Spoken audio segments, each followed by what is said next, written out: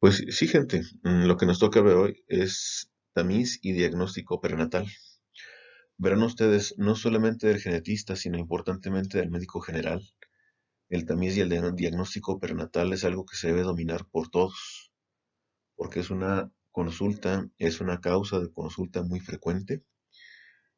El saber si un producto de un embarazo viene o no con problemas es una fuente muy común de angustia para parejas, siempre. Entonces, el tamiz y el diagnóstico son cosas diferentes. El tamiz son un conjunto de medidas que se aplican idealmente a todas las mujeres embarazadas y que nos permiten identificar aquellas que traen, que vienen, que presentan un diagnóstico, perdón, un riesgo elevado o por encima del umbral o por encima de un límite establecido para presentar un producto con algún problema de salud. No cualquier problema de salud, sino problemas de salud muy específicos y ante los cuales hacemos pruebas porque son especialmente comunes y también detectables. El diagnóstico, por el contrario, nos da, no como el tamiz, una estimación de riesgo y una identificación de mujeres embarazadas con riesgo elevado, sino que el diagnóstico nos permite dar, en el mejor de los casos, idealmente también, una respuesta de sí o no. ¿Viene el producto o no afectado con una malformación, con un problema hereditario, algo que se pueda detectar antes del nacimiento? Ahora, refiriéndonos específicamente al diagnóstico, que lo veremos antes de ver el tamiz prenatal, vale la pena mencionar que en términos de diagnóstico prenatal, este se hace en varias situaciones. Ya abundaremos un poco más sobre casos más específicos, pero en general se hace cuando tenemos un hijo previo con enfermedad genética en la misma pareja. Hay otro antecedente familiar, en otro de los padres, algún tío, algún abuelo afectado. O bien, cuando existe algún riesgo elevado de presentar una malformación, un problema genético, y que fue identificado por tamiz o cribado. Esos son a grandes rasgos los casos en los cuales está indicado hacer una maniobra de diagnóstico prenatal. Ahora, dentro de los métodos de diagnóstico prenatal, los podemos dividir en dos grandes grupos. Específicamente los métodos invasivos y los métodos no invasivos. De entre los invasivos tenemos la amniocentesis, es decir, la extracción de líquido amniótico. Tenemos la biopsia de vellosidades coriales o también llamadas coriónicas. Y el diagnóstico genético preimplantacional o de preimplantación, el cual no es más que una variante de la fertilización in vitro que ya veremos en un momento. Y respecto a los métodos no invasivos, se circunscriben a, al momento y de forma clásica, acostumbrada, a métodos de imagen, específicamente ultrasonido. Ya veremos que también hay entre la división entre métodos de tamizaje y métodos de diagnóstico no es a rajatabla, no es clara, no es definida, no es 100% resuelta, sino que hay métodos de diagnóstico que a veces se meten un poquito en el ámbito del tamiz y viceversa. Y específicamente en esta situación me refiero a la exploración, el estudio del DNA fetal circulante materno. Es decir, se toma sangre de la mamá y específicamente se busca el DNA que se encuentra libre flotando en la sangre. Una parte, ya lo veremos después, corresponde al feto y esa parte del DNA libre del feto es la que se estudia y la que ya cada vez más Antes de ser un método de tamizaje, ahora se considera también hasta cierto punto como un método de diagnóstico. En el futuro veremos que esta prueba se utiliza cada vez más y más y más y más y formará ya parte definitiva de los métodos de diagnóstico prenatal. Ya hablando de los métodos invasivos, pues como su nombre lo indica, requieren una intervención invasiva en la madre, por lo tanto, deben estar muy bien indicados. Por lo tanto, hay que tener mucho énfasis en cuáles son las indicaciones apropiadas para hacer este tipo de estudios. Específicamente, el antecedente de un hijo con aneuploidía por la misma pareja. Aneuploidía de cualquier tipo, por supuesto numérica, Turner, trisomía 18, trisomía 21, trisomía 13. También alteraciones cromosómicas estructurales presentes en alguno de los padres. Es decir, por ejemplo, si uno de los padres es portador de una anomalía estructural balanceada, que pueda ser heredada como no balanceada, nosotros recurrimos a un método de diagnóstico invasivo para poder ver si el producto lleva o no una alteración balanceada o no balanceada o es normal. También, si existe un antecedente familiar de una enfermedad que sea diagnosticada por bioquímica, es decir, ciertas enfermedades metabólicas, lo que se hace es que en la muestra obtenida por diagnóstico prenatal se pueden practicar ensayos bioquímicos para ver actividades enzimáticas de enzimas que están codificadas por genes mutantes que se han encontrado previamente en la familia y que ocasionan problemas principalmente metabólicos. Bien, el antecedente es de una enfermedad ligada al X, para la cual no hay una prueba prenatal específica de esa enfermedad. Es decir, si no existe una prueba bioquímica o de otro tipo que sea específica por una enfermedad ligada a X, que de hecho son la mayoría, el antecedente que existe una enfermedad de este tipo en la familia es una indicación suficiente para una prueba invasiva de diagnóstico prenatal. También que existan riesgos de defectos del tubo neural, por ejemplo, por antecedentes familiares, algún hermanito previamente afectado por anencefalia, por mielomeningocele, por cualquier tipo de raquisquisis. Y ciertamente, muy importante para esta clase, cuando una prueba de tamiz prenatal nos ha indicado un riesgo elevado para alguna enfermedad. Lo que procede generalmente es hacer una prueba invasiva de diagnóstico prenatal. Por supuesto, uno de los procedimientos más comunes invasivos en diagnóstico prenatal es por supuesto la miocentesis, la punción transabdominal con el fin de extraer líquido amniótico. Se debe hacer entre las semanas 16 a 20, es cuando es más efectivo y más informativo. Y tiene una proporción de abortos de 1 a 300 a 1 a 600 aproximadamente, lo cual se suma al 1 a 2% de riesgo de aborto que existe normalmente en un embarazo de esta edad. También, antes se hacía de las semanas 10 a 14, lo cual aumenta 3 veces el riesgo de aborto y aumenta de 6 a 7 veces el riesgo de normalidades por deformación, es decir, cuando existe una fuga de líquido amniótico posterior a la punción, existen deformaciones por compresión del producto. Secuencias de Potter en casos muy avanzados, pero pie equinovaro en los menos severos. Ahora, una vez extraído el líquido amniótico, este puede utilizarse con dos propósitos principales. El primero es extraer amniocitos, células de origen fetal. ¿Con qué fin se extraen las células? Para dos cosas. Uno, para hacer cariotipo y buscar, por supuesto, anomalías numéricas y estructurales de los cromosomas.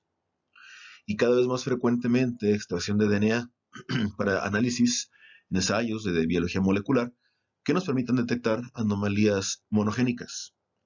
La otra razón para extraer líquido amniótico es, por supuesto, niveles de alfa-fetoproteína. Ahora, la alfa-fetoproteína requiere mención especial porque no es más que la versión fetal de la albúmina. La albúmina, ustedes seguramente saben, es una proteína muy abundante en el plasma, en la sangre. Y esa proteína se encarga de muchas funciones, lleva hormonas, produce potencia osmótica a la sangre, lleva fármacos, y es una proteína tisular, es decir, su elevación masiva nos indica disrupción celular, disrupción más bien tisular. Ahora, si lo extrapolamos al feto, pues esto también tiene consecuencias, es decir, los niveles de alfa-fetoproteína, o sea, de albúmina fetal, elevados en líquido amniótico, nos indica una serie de anormalidades que discutiremos en un momento. Vale la pena mencionar que los niveles de alfa-fetoproteína no son absolutos, sino que varían con la edad gestacional. Y es en ese marco de referencia en los cuales debemos juzgar si están hacia abajo o hacia arriba. Hay tablas muy elaboradas y muy bien hechas al respecto. Ahora, ¿qué características, qué cosas, qué fenómenos, qué situaciones nos elevan potencialmente la alfa-fetoproteína en el líquido amniótico? Bueno, una muy importante es contaminación con sangre fetal, es decir, al momento de hacer la punción para extraer el líquido amniótico, ya sea a través de la placenta, ya sea a través de lesionar el cordón umbilical, se fuga cierta cantidad de sangre al líquido amniótico, eso va a sobreestimar, eso va a elevar la concentración de alfa-fetoproteína en el líquido amniótico, lo cual no necesariamente implica patología fetal. Como ya les dije, la alfa-fetoproteína no es otra cosa más que la albúmina fetal. Es decir, exceso de tejidos, disrupción de tejidos o necrosis de tejidos, todo eso nos puede elevar potencialmente la alfa-fetoproteína en líquido amniótico. Por ejemplo, un exceso de niño, un embarazo gemelar. Hay más tejidos fetales de los acostumbrados porque son dos fetos, porque no es uno. Por supuesto, hay anomalías fetales que incluyen disrupción de tejidos, los cuales van a elevar también los niveles de alfa-fetoproteína en el líquido amniótico. Por ejemplo, los defectos de la pared abdominal, como el onfalocele, la gastrosquisis. Por supuesto, como mencionamos en el epígrafe de esta diapositiva, defectos de tubo neural, que son la causa más importante de elevación del líquido amniótico de alfa-fetoproteína. Entonces, disrupción de tejidos por defectos de tubo neural, onfalocele, gastrosquisis, extrofia vesical, cualquier tipo de defecto de pared, cualquier tipo de cosa que implique disrupción de tejidos fetales y escape de los mismos hacia el líquido amniótico. Causas desconocidas, a veces se eleva y no sabemos por qué. Afortunadamente no sucede con frecuencia. Y ciertamente hay elevaciones falsas positivas por sobreestimación de la edad gestacional. Les comenté que los niveles se juzgan con referencia a la edad gestacional. Si la edad gestacional está mal calculada, podemos sobreestimar o subestimar los niveles de alfa-fetoproteína encontrados en líquido amniótico e inferir cosas erróneas. Por eso es muy importante hacer una datación lo más exacta posible, a través de fecha de última regla, a través de mediciones del fémur del feto a través del ultrasonido, amén de otras tantas que existen. Otro método muy utilizado en el diagnóstico prenatal invasivo es la biopsia de vellosidades coriales o coriónicas. Se hace habitualmente en las semanas 10 a la 13.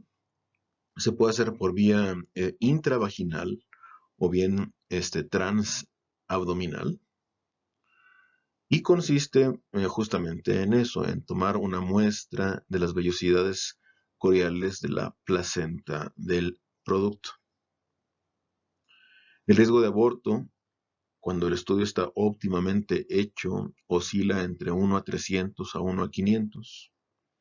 Y de las células obtenidas se hace cariotipo, se hace cultivo para cariotipo, o bien se hace en pruebas bioquímicas, actividades enzimáticas, cuando se tiene particular interés en enfermedades metabólicas que se deben a deficiencia de alguna de las enzimas ensayadas.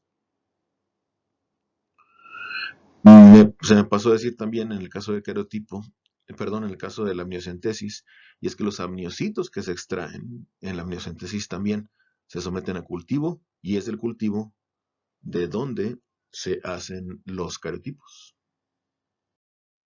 Un problema inherente, sin embargo, a todo esto, específicamente a la biopsia de vellosidades coriales, es que la placenta y el producto con cierta frecuencia se comportan distinto en términos de la proporción de anormalidades cromosómicas. A veces se puede diagnosticar una anomalía cromosómica en estado de mosaicismo en una biopsia de vellosidades coriales, y esto se hace utilizando varios protocolos, es decir, de una sola muestra de vellosidades coriales se toman varios cultivos y cada cultivo tiene varias colonias. Entonces resulta que si vemos una anomalía cromosómica que se comporta en forma de mosaico, es decir, que hay células que la tienen y hay células que no la tienen, entonces si la línea anormal, por así decirlo, se encuentra solamente en una célula, no se considera como positivo, se considera como un pseudomosaicismo, es decir, una línea anormal que apareció durante el cultivo y que no guarda relación con el contenido clonal en la placenta o el producto. Cuando el mosaicismo se encuentra en más de una colonia, en más de un cultivo, entonces se considera como un mosaicismo verdadero. Y se procede ya sea con una intervención o se procede con otro método de diagnóstico para poder corroborar eso. Cuando se encuentran anomalías en el cariotipo, en las vellosidades coriales, y no parecen ser en estado de mosaico, es decir, que todas las líneas celulares son anormales, entonces se considera como en un estudio positivo y se puede proceder en consecuencia. También, adicionalmente, existen instancias en las cuales pensamos que existe cierto rescate trisómico, es decir, en el producto ocurre una pérdida, por ejemplo, de un cromosoma de más en las trisomías, de modo que tenemos una línea disómica normal y una línea trisómica anormal. Sin embargo, esto puede verse no reflejado en la placenta. Digamos, el mensaje central de esto es que realmente no existe necesariamente una coherencia entre las anomalías cromosómicas que detectamos en las vellosidades coriales y en el producto. Otra cosa que hay que tener también en cuenta es que las anomalías estructurales que se pueden ver en una biopsia de vellosidades coriales en términos de cromosomas no suelen ser corroboradas por otros estudios como la amniocentesis.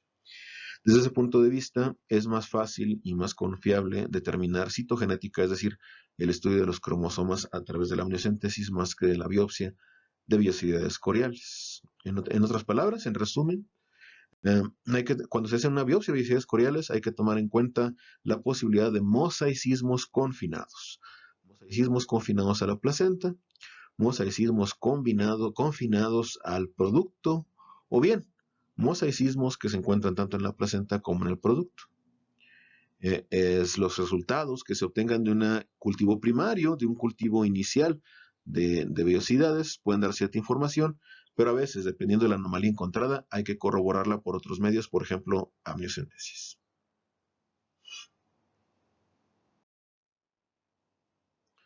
Ahora, esta tabla no tienen que aprendérsela, es únicamente para ilustrar el tipo de anomalías enzimáticas, el tipo de trastornos metabólicos que pueden ser diagnosticados al hacer estudios bioquímicos del tejido obtenido de biopsia de vellosidades coriales. Como ustedes pueden ver, hay de todo, de chile dulce y de manteca, hay anomalías de los aminoácidos, de metabolismo de los carbohidratos, hay lisosomales, hay del metabolismo de las purinas y pirimidinas y hiperoxisomales. Entonces, básicamente de cualquier enfermedad, bueno, más bien de una gran variedad de enfermedades metabólicas, existen ensayos enzimáticos que se pueden practicar en ellos en las vellosidades coriales y que nos permiten diagnosticar ese tipo de anomalías en el producto. Otro estudio invasivo de diagnóstico prenatal, del cual se habla poco ya porque se usa poco, es la cordocentesis. Es decir, la punción transabdominal que nos permite extraer sangre del tejido, perdón, del cordón umbilical, sangre del cordón umbilical. Eso cuando sospechamos específicamente enfermedades de la sangre, anemias, de cualquier tipo genético que ustedes gusten y manden. Y esta punción suele hacerse, como ya les dije, transabdominal y suele pincharse el segmento más proximal del cordón. ¿Por qué? Porque el resto está flotando y es muy difícil atinarle, básicamente. O cuando por alguna razón no es posible realizar amniocentesis o biopsia de vellosidades coriales. Y finalmente, otra maniobra de diagnóstico prenatal invasivo es el diagnóstico de preimplantación o preimplantacional, el cual se puede considerar una variante de la fertilización in vitro de los niños de probeta, del IVF, in vitro fertilization. Entonces hay dos sabores, por así decirlo. En el primero se obtienen varios embriones poniendo gametos de la pareja en un plato de Petri para que haya fertilización allí. Se obtienen varios embriones y en el día 3 del procedimiento, en embriones de 8 o bien 16 células, se toma una sola blastómera para hacer análisis moleculares. O bien, se puede uno esperar a cultivar los embriones hasta el estadio de blastocisto, y del cual se toman 5 a 6 células del trofoblasto, que no van a formar parte del embrión porque no se está tomando masa celular interna. En ambos casos, el estudio del DNA de la biopsia de embrión, la blastómera única en el caso de la mórula, de los 5 o 6 células trofoblásticas que se toman del blastocisto, se pueden, por ejemplo, seleccionar embriones que no padecen una enfermedad genética que los padres sí, o para la cual los padres son portadores. Por ejemplo, una pareja de pacientes de acondroplasia puede elegir someterse a este procedimiento para buscar tener hijos no afectados, o bien solo con acondroplasia, y no, ciertamente, con la variedad homocigota de acondroplasia que es mortal al nacimiento.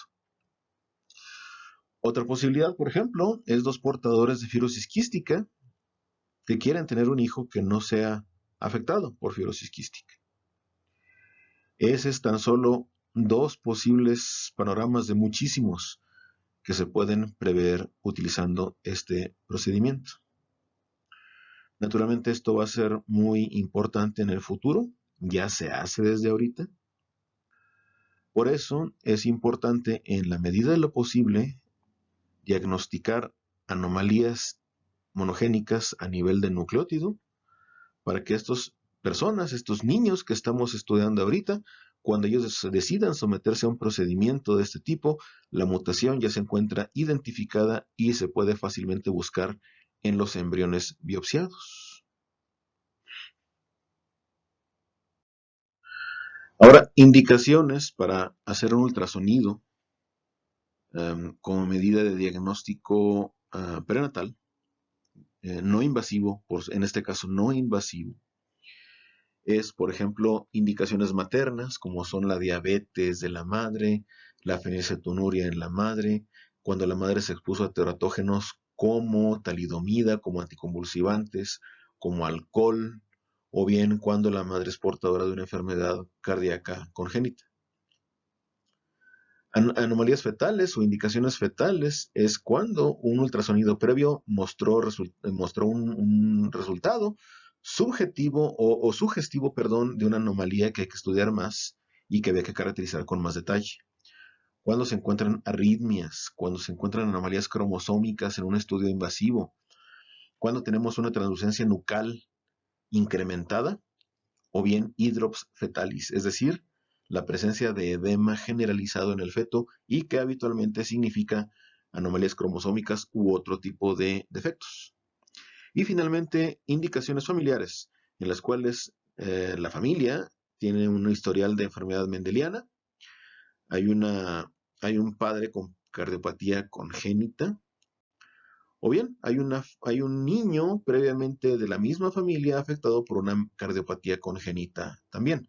Todas esas son indicaciones para proceder con un estudio de, de ultrasonido como medida no invasiva de diagnóstico prenatal.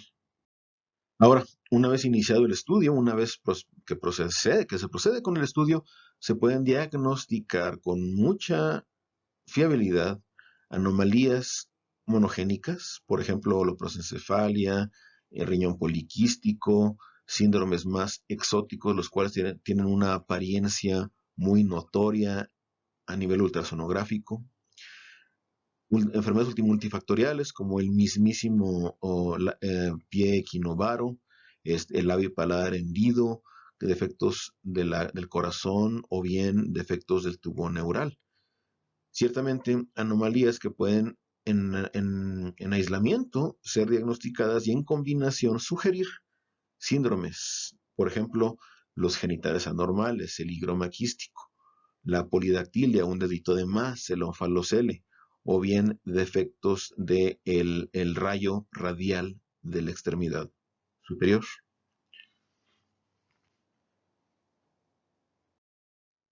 E importantemente, el ultrasonido en conjunción con el carotipo suele ser muy poderoso para poder identificar ciertas anomalías. Por ejemplo, se sabe que cuando por ultrasonido se detecta un edema nucal, que viene siendo la cuarta línea en esta tabla, el edema nucal solo como anomalía aislada, hasta en un 20% se asocia a una anomalía cromosómica en el producto.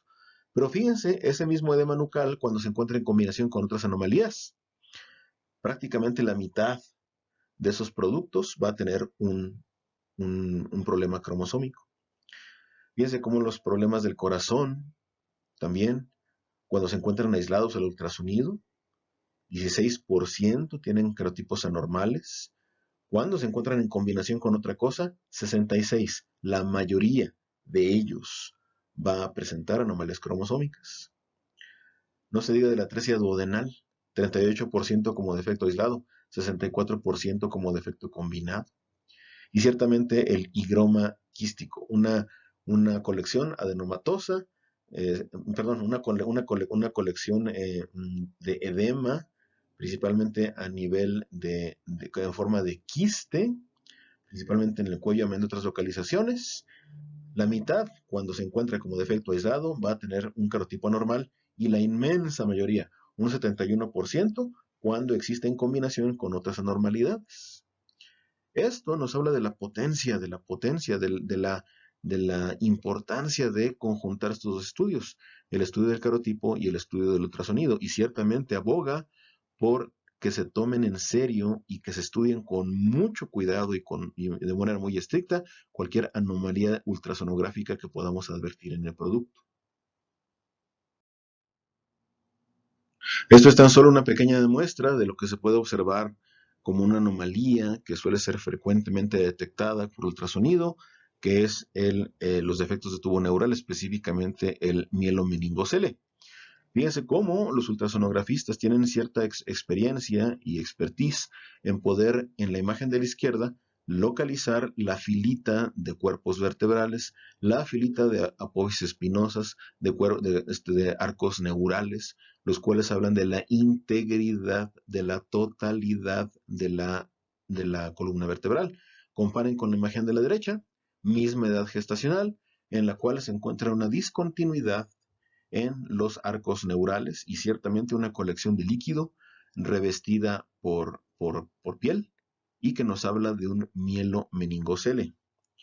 Igualmente, anomalías, por ejemplo, de los dedos. Aquí tenemos un feto normal y aquí a la derecha tenemos un fetito, el cual no solamente le faltan dedos, nada más tiene 3 dedos y su pulgar se encuentra anormal, muy probablemente trifalángico. Este tipo de anormalidades son las que se pueden detectar con cierta facilidad en el ultrasonido. Ahora, ya hablando del cribado, ya pasando al tamiz prenatal, como les comentaba, son medidas, son intervenciones que en teoría, idealmente, deben hacerse en toda mujer embarazada. Estas, y deben de ser realizadas en cualquier mujer embarazada que no tiene un riesgo mayor que la población general para presentar anormalidades.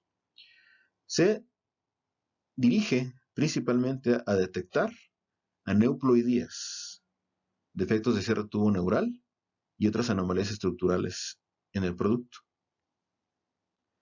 Y suelen incluir intervenciones no invasivas, por ejemplo, a través de muestras de sangre de la madre, en la cual se investigan varios analitos o sustancias y ciertamente involucra estudios de imagen, principalmente ultrasonograma, y como les comentaba al mero principio, incorpora cada vez más el análisis de DNA libre fetal en suero materno.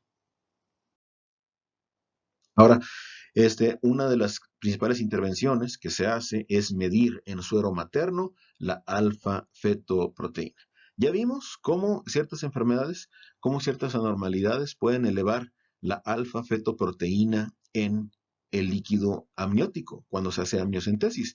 Dijimos necrosis, exceso de tejidos fetales, disrupción de tejidos fetales. Aquí ya estamos hablando de elevación de alfa-fetoproteína en el suero materno. Se toma con una muestra sanguínea de la madre.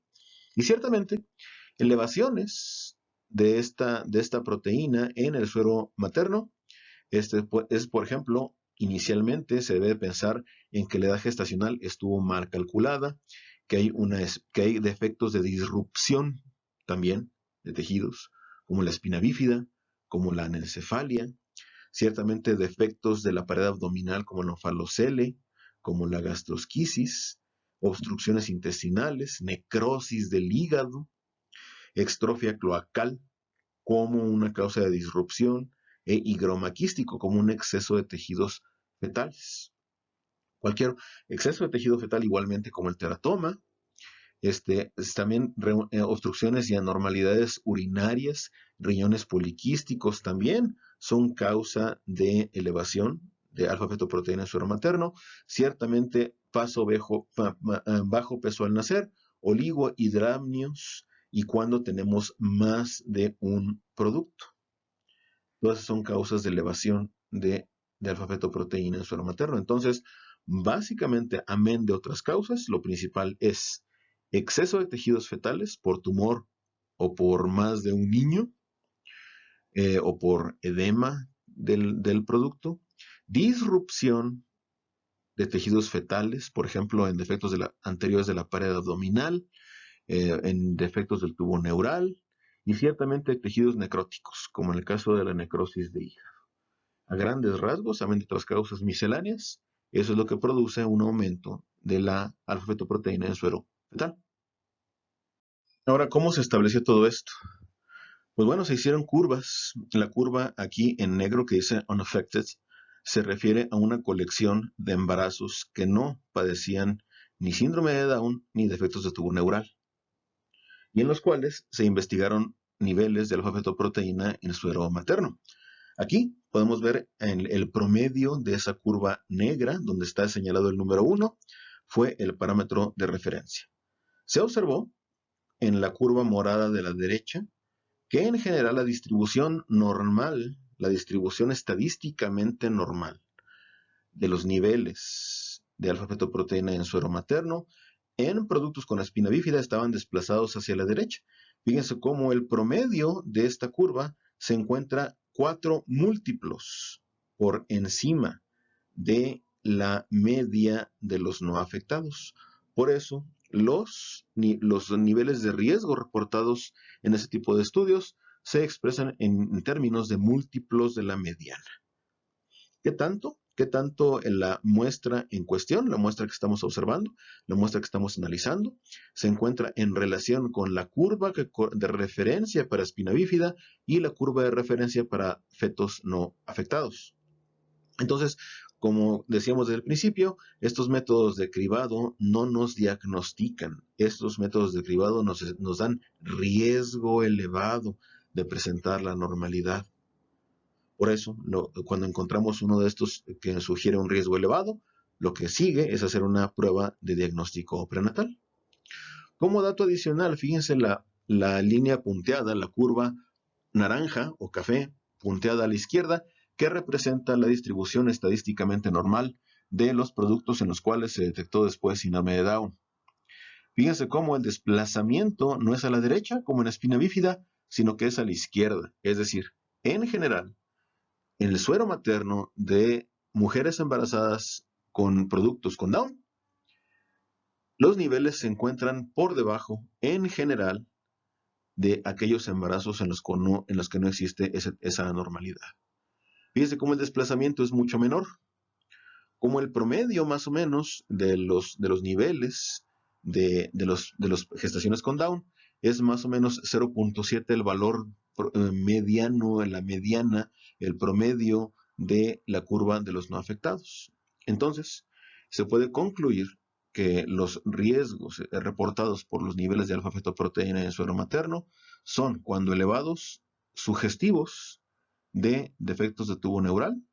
Cuando se encuentran disminuidos, pueden llegar a sugerir síndrome de Down.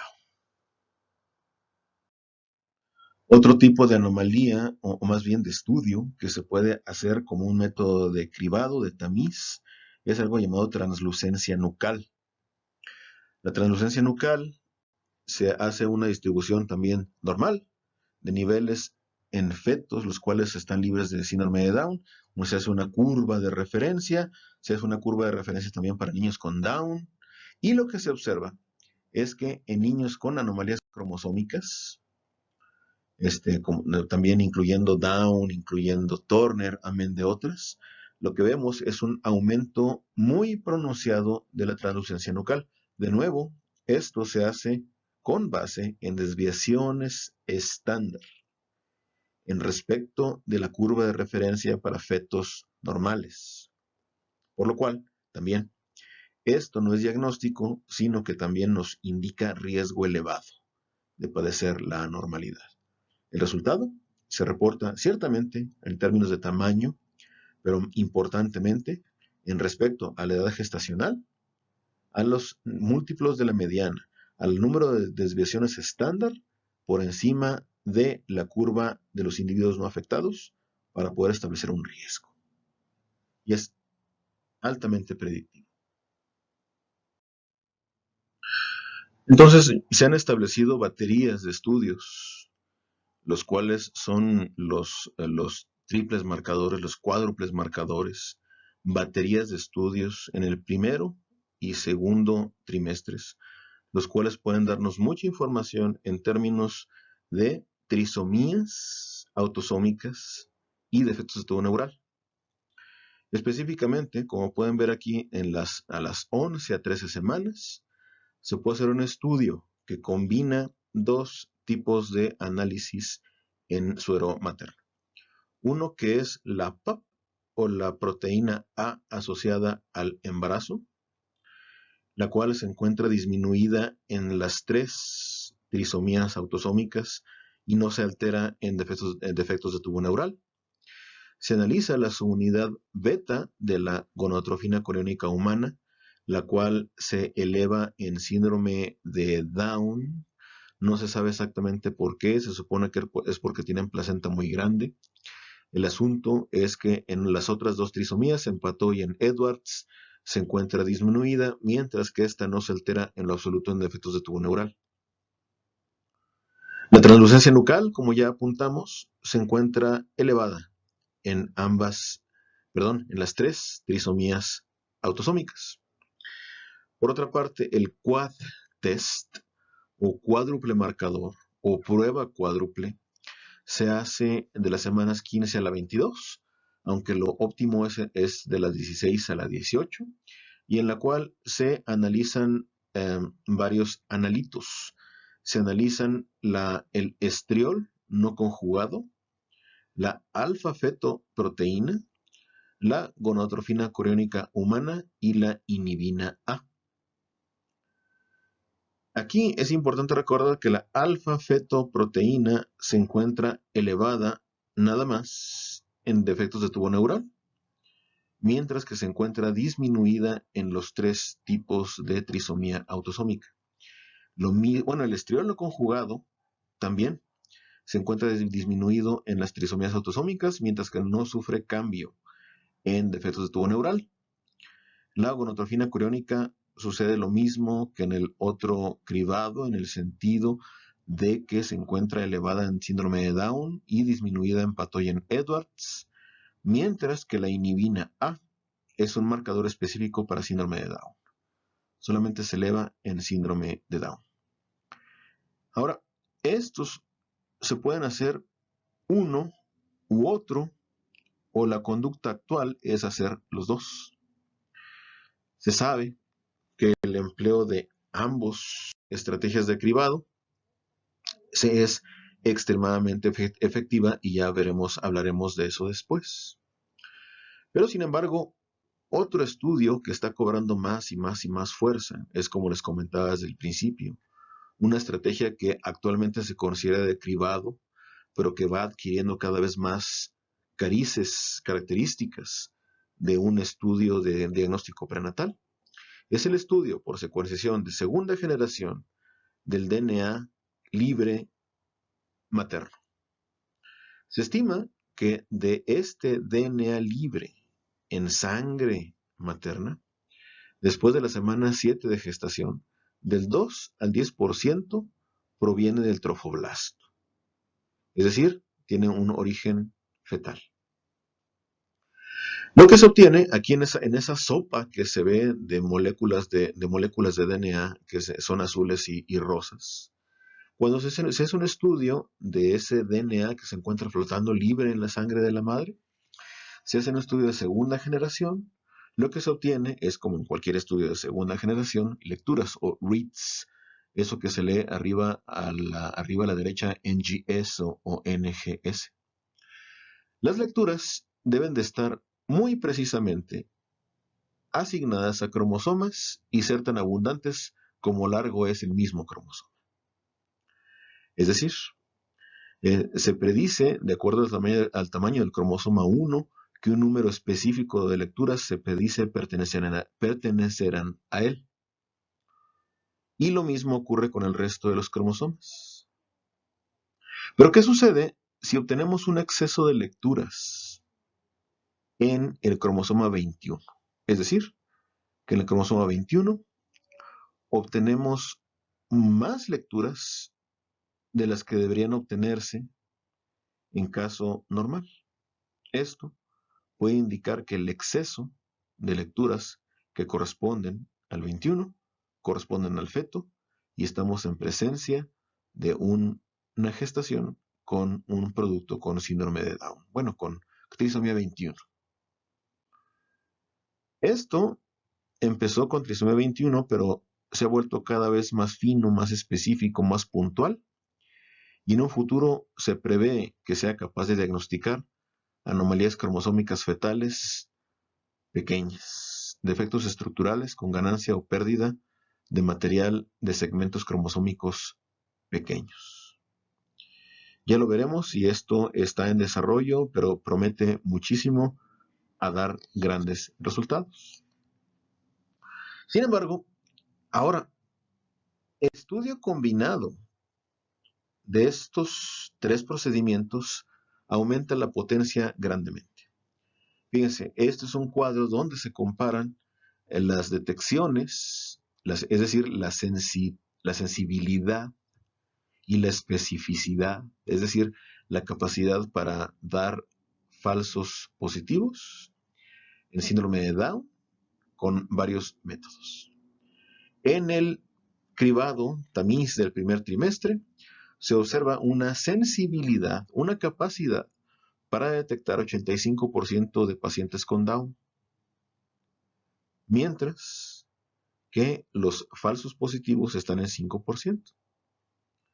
Números muy semejantes se observan para el del segundo trimestre, en el cual este estudio puede detectar hasta el 81% de los casos de síndrome de Down, con un porcentaje de falsos positivos de 5%.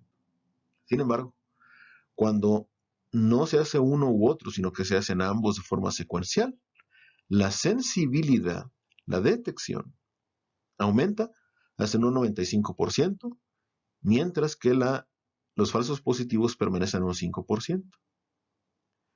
Finalmente, el Non-Invasive Prenatal Screening o el tamiz no invasivo prenatal es capaz de detectar hasta 99% de las gestaciones con trisomía 21, reduciendo el número de falsos positivos hasta en menos de 1%. Esto ha llevado a que se plantee una especie de algoritmo en el cual una pareja que viene a consulta se le pueden ofrecer un estudio, los dos estudios y los tres en secuencia. De modo que aquí podemos ver cuando un paciente llega a consulta, arriba tenemos 4 posibles escenarios. Uno, que los antecedentes familiares o la ansiedad del paciente es tanta que se procede directo a un estudio invasivo, como en el caso del número 1, morado hasta arriba, la amniocentesis 2, la biopsia de vellosidades coriales. Un tercer desenlace, una tercera ruta, es cuando se hace un cribado de un primer trimestre, el cual puede salir positivo o negativo. Si el del primer trimestre sale positivo, se pueden tomar 3 conductas. La primera, hacer estudio invasivo con vellosidades coriales, o bien proceder con un estudio de segundo trimestre, o bien el escenario número 3, directamente con un estudio no invasivo, análisis de segunda generación de DNA fetal en suero materno. Si sale negativo el first trimester screening, lo que se puede hacer es 1, proceder con el del segundo trimestre, o 2, no hacer nada más. Finalmente, el paciente, sus niveles de ansiedad y la ausencia de antecedentes pueden hacer que la pareja decida no proceder con ningún estudio en ningún caso. Es el escenario número 4. Sin embargo, esto es altamente desaconsejable.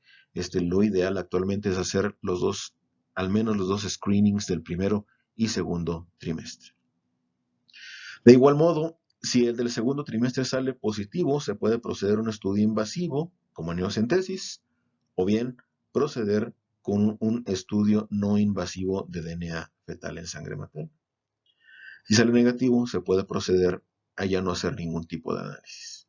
Entonces, este tipo de algoritmo, este tipo de abordaje, es el que se está institucionalizando, se está estableciendo cuando se poseen todos los recursos para ofrecer a una pareja una variedad de estudios a su alcance, de acuerdo a la gravedad de los antecedentes, la importancia de los mismos y ciertamente la ansiedad de los padres, que también es un factor.